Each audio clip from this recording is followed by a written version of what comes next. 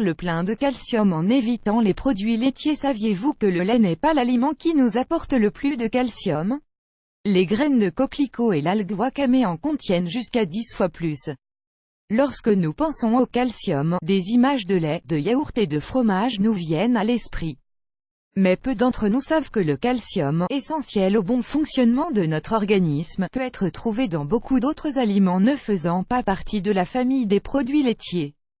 Dans cet article d'aujourd'hui, nous allons vous en faire découvrir quelques-uns. Du calcium pour tous les goûts. Bonne nouvelle pour les végétariens, les végétaliens et les personnes souffrant d'intolérance au lactose, le calcium n'est pas uniquement présent dans les produits laitiers. Voici les groupes d'aliments riches en calcium, les boissons et jus de fruits et légumes. Les légumes verts foncés et à feuilles vertes. Les fruits secs minérales. Quels sont les aliments riches en calcium, hormis les produits laitiers?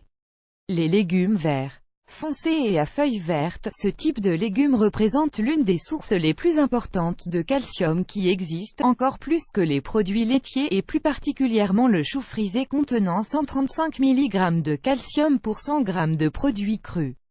De plus, il contient des provitamines R, de la vitamine K et de la vitamine C aussi. Il peut être considéré comme un super aliment. Toujours dans cette famille de légumes, vous pourrez trouver vos apports quotidiens en calcium dans les blettes et les épinards. Ils peuvent être consommés cuits avec d'autres légumes, sous forme de tarte, pizza, salade, beignets, etc. Les fruits secs. Les amandes sont les fruits secs contenant le plus de calcium avec 264 mg au 100 g. Elles apportent aussi de la vitamine E, de la vitamine B2, du manganèse et participent à la réduction du cholestérol. Une autre bonne option dans la famille des fruits secs sont les noix du Brésil, 160 mg au 100 g, et les noisettes. Vous pouvez les consommer en apéritif, comme en cas, une poignée entre les repas, comme décoration de gâteaux ou encore sous forme de lait végétal.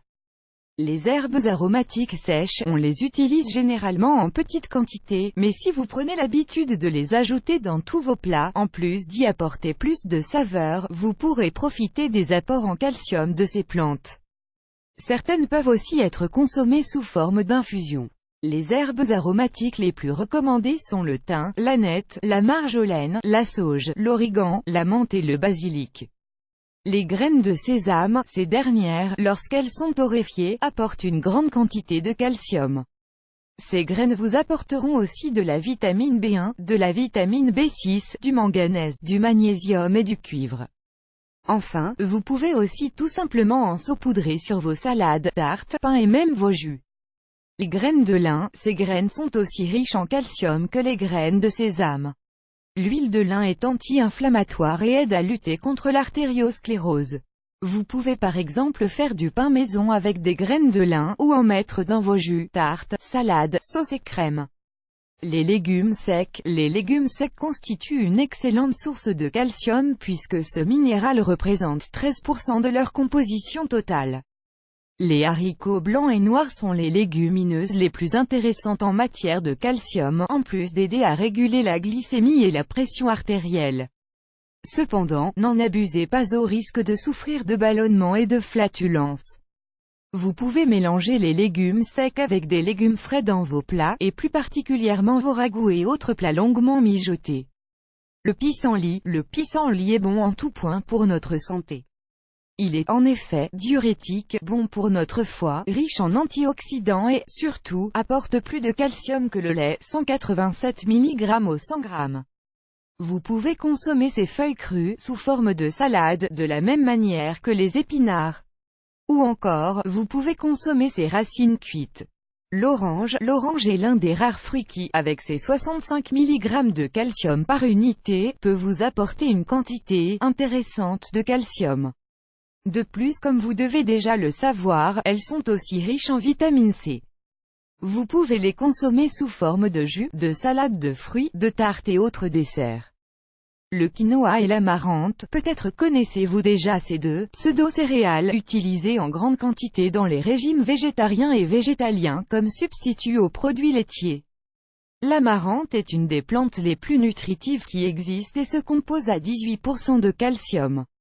Pour ceux qui ne peuvent pas boire de lait, mélanger de l'amarante avec du riz peut être une bonne alternative. Vous pouvez en consommer sous forme de soupe, ou de poêlée avec d'autres légumes. En ce qui concerne le quinoa, ce dernier possède des propriétés bénéfiques pour l'organisme et peut être consommé sous forme de tarte, ou encore comme panure pour revisiter l'escalope milanaise par exemple, etc. La coquille d'œuf. Depuis l'Antiquité, la coquille d'œuf est reconnue pour contenir une grande quantité de calcium et, par là même, participe au bon fonctionnement du corps. Lavez un œuf sans abîmer la coquille, pressez un citron et versez-le sur l'œuf. Laissez mariner 12 heures, retirez l'œuf avec une cuillère en bois et buvez lentement le liquide restant. Quelques mythes autour du calcium. Dans la croyance populaire, les produits laitiers sont considérés comme le groupe d'aliments contenant le plus de calcium, qu'il est le mieux absorbé par le corps sous cette forme, et que les produits laitiers aident à lutter contre l'ostéoporose. En réalité, il faut savoir que ce sont en fait les graines de pavot qui contiennent le plus de calcium, avec 1448 mg au 100 g, puis vient ensuite l'algue wake, 1380 mg. Le lait de vache et les yaourts ne contenant, quant à eux, que 120 mg de calcium passent même après des plantes comme l'algue kombu, le sésame, le soja, les amandes et le chou frisé contenant tout plus de 150 mg de calcium au 100 g. De plus, il a été prouvé que le calcium contenu dans les algues était beaucoup mieux absorbé. Venait ensuite celui, contenu dans légumes verts foncés, les fruits secs, les graines oléagineuses, les céréales complètes et les légumes. Enfin, viennent les produits laitiers. Enfin, certaines études récentes ont démontré que, contrairement à l'opinion générale, le lait pouvait aussi être à l'origine de l'ostéoporose si l'on en consomme toute sa vie. Par exemple chez les pays grands consommateurs de produits laitiers, la Suisse, la Finlande, la Suède, les Pays-Bas, on peut retrouver plus de cas d'ostéoporose. Alors que dans les pays qui en consomment peu, Libéria, Cambodge, Ghana, Congo, il n'y a que de très rares cas d'ostéoporose. Image reproduite avec l'autorisation de Daniela Segura, Toranin Thiriouit, Runte, Jennifer, Jeannette Svensson, Judy, Mario Lopez et Gouskiza.